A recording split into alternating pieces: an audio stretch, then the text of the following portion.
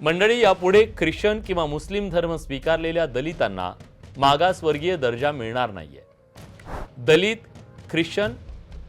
Christian किंवा दलित मुस्लिम यांना मागासवर्गीयांच्या कोट्यातून नोकरी किंवा शिक्षणात आरक्षणाचा लाभ मिळणार नाहीये। शिवाय अॅट्रॉसिटी कायद्याचा लाभही घेता येणार नाहीये।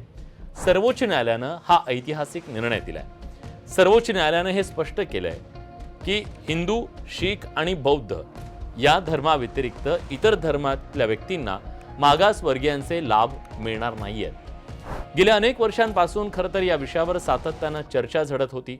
धर्मांतर केल्यावर सुद्धा मागासवर्गीयांच्या आरक्षणाचा लाभ घेतला जात होता, त्यावर अनेकांचा आक्षेप होता।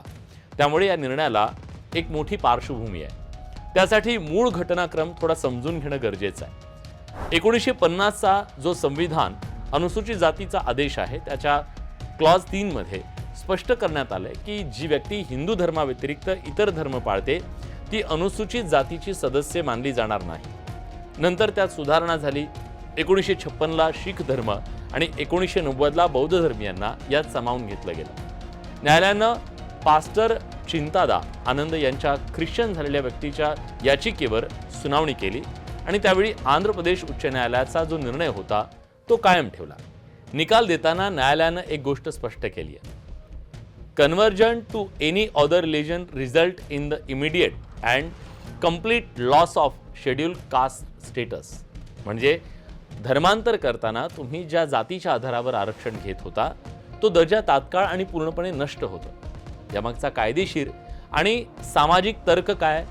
तर्क हा आहे की घटनात्मक आणि ऐतिहासिक दृष्ट्या अनुसूचित जातीचा दर्जा हा जाती व्यवस्थेमुळे सोसाव्या लागणाऱ्या अस्पृश्यतेच्या ऐतिहासिक सामाजिक कलंकाशी जोडला गेलेला आहे।